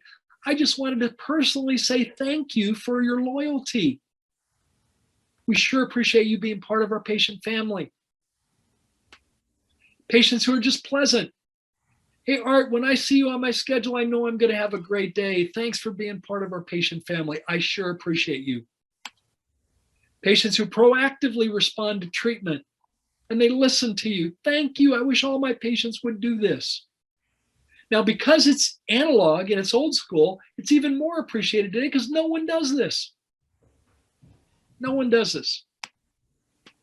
Step 6, add high value services. Some crazy bald guy once said, people will pay for what they want long before they'll pay for what they need. It's true. So start thinking about services that you'd like to provide. And I can't tell you what they are because you have to pick them yourself, things you're interested in. But here's some to consider. And there's no blueprint. You have to pick the things you like. So think about things you like and things you want to get more education on and more competency, and think about what you want to incorporate into your practice. Place some restore implants maybe. Maybe we want to do some adult orthodontics. Maybe we want to do some cosmetic dentistry, which could be a lot of things, but I tend to think of them as veneers. Maybe we want to do oral conscious sedation. Maybe we're going to do some complex restorative dentistry. Maybe we're going to diagnose and treat obstructive sleep apnea, or any number of other services that you have an interest in. People will still ask if they're covered by insurance. And you can say with, hey, are those veneers going to be covered by insurance? No, sadly, your insurance company calls it cosmetic and they don't pay any benefits. Well, that's what I thought, but I want to have it done anyway. People pay for what they want before they'll pay for what they need. Gary, please. I want to make an emphasis on number 6, because I will tell you, and I've shared this in all my webinars and my podcast, is that I'm convinced that my dentist, and I'll mention him by name because he probably saved my life, Dr. Scott West in Mission Viejo, California, he diagnosed my sleep apnea, and I have been sleeping with a CPAP machine for 15 years, and I am convinced that if I had not gone down that route, I would have had a heart attack. Yeah. It is that sleep apnea, sleep dentistry there's 40 million people who have the affliction and 60 million who have sleep disorders. And it's crazy. The universe is huge, as you're mentioning. I mean, but when you talk about adding value and trust and caring and saving people's lives, my goodness. I mean, right there. And medical insurance, you can bill it through medical insurance, not dental insurance. It's crazy, but you can. Now, I've always said that I love our profession so much because we have the ability to change people's lives every day. Yep. But there's certain services where we actually have the ability to save their lives. One of those is diagnosing and treating obstructive sleep apnea. And another is screening for oral cancer. Now, typically a general dentist isn't diagnosing oral cancer. The diagnosis comes from a biopsy, but we can screen for it and we can get the patient in for the proper biopsy diagnosis, and that will save people. I tell my dental students, I teach on Mondays at dental school, and I tell my dental students that statistically, as a young dentist, as they graduate, they will have the opportunity to save 14 lives through proper screening for oral cancer. 14 lives in their career. Because they caught it early, it was stage 1, very treatable, before it got to stage 4, and it was very devastating. Very, very treatable. So as we wrap up tonight, I'm going to plant a seed in your mind. What's your next step on this? What's your next step? If you'd like help with this, I follow what I teach my clients. I always ask my clients to make room for new patients. New patients are the lifeblood of a thriving practice. And I follow that advice myself in my coaching firm. We make room for new clients. If you're interested, you'd like some help, please know I'd welcome the opportunity. Myself and my team would welcome the opportunity to work with you and help you develop your practice to full potential. You can get more information about that by going to thrivingdentist.com/coaching. Naren, put that link in chat. If I just did get it. Yes. And if I can take a minute and just talk about fees. I like the way Naren structured his fee structure at Equus so well, I copied him. So we have an all-inclusive monthly service fee. There's no onboarding fee. There's no upfront fee. There's no travel expenses. It's $1,500 a month. There's a 12-month agreement. I always tell my clients we want to be of such service to you that you'd never want to practice without myself and my team. But we look at ourselves as free agents where we've got to earn it every year. Love the opportunity to work with you if that was of interest. Alternatively, if you'd like to schedule a call with me to talk about your practice, and talk about whether coaching might be a good fit, Naren, would you put that link? Yes. thrivingdentist.com/CSM, which stands for Coaching Strategy Meeting. Also want to invite you to come join an association. This is the newest dental association, Art. Yeah, I'm very excited about this. It's called RITA. RITA is both a play on words. We want to help you get rid of insurance. Now, my grandmother, who was a fanatic about proper grammar, is rolling over in her grave. But it's also an acronym, and it stands for Reducing Insurance Dependency Academy, Reducing Insurance Dependency Academy. Come join us. It's a virtual association. We're doing a summit this fall, virtually, loaded with information. This is everybody that's a member. By the way, Naren and I created this association. We're gifting your membership. There's no membership fee. If you'd like to join, just go to www.rid.academy. and become a member. This fall, we're doing a summit where we will spend about 2/3 of a day, about 6 hours, sharing granular information about how to get rid of PPO plans. Come join us. It's free. Darren, we handled some questions on the fly. Yes. I'm going to make an executive decision, and I want to be honorable about our attendees' time tonight. And I'm going to hit pause and thank our attendees for attending tonight. I hope you've learned some things. If I can go back to that 6th step, let me get back to that slide. Give me just half a second to pull it up. And you might want to take a screenshot of it. It's this slide right here. These are your 6 steps as we go through those. And Darren, if you would, put the Thriving Dentist show that we did recently about these 6 steps. It's on TDS. If you would put that link in chat as well. Those and are I also, Gary, put my information in chat also. perfect. If anybody's interested in calling me, there's my phone number. I think it came up there. I hope it did. Perfect. But remember, I'm the guy that uses the yellow pages. But I think it's in there. And yeah, so go ahead. As we bring this full circle, Art, I want to thank you and your team at Eide Bailly. You guys are amazing, and how you serve your clients is so admirable. Maisha, I want to thank you as well for all the support work to help us pull this off tonight. I want to thank our 6 executive directors of the Southern California Dental Societies for making tonight possible. Darren, thanks to you and your team for the support and for all that you do to help my practice thrive. And I also want to thank our attendees. Thank you for the privilege of your time. I hope you've learned some things tonight, and I genuinely appreciate your attendance. Thanks so much. I just wanted to say one more thing, Gary. When I put this business series together, and they said, we want you to do 12, you were the first name. I said, Gary's my #1 guy. And we found the date that worked. So thank you so much for the great information, for everything that you do for the dental profession, both you and Naren and your entire team, for your 30 years of friendship. I can't tell you how much I value it. And, you know, it's wonderful. Thank you for everything you did. Well, you know, I treasure our friendship. Yeah. Thank you so much. We'll sign off for here. Thanks for joining us tonight. All right, guys. Thank you very much. And join us next month, 2nd Tuesday of each month at the same time. And make sure you join us, and we'll see you next time. Take care, everybody. Good night. Good night, guys.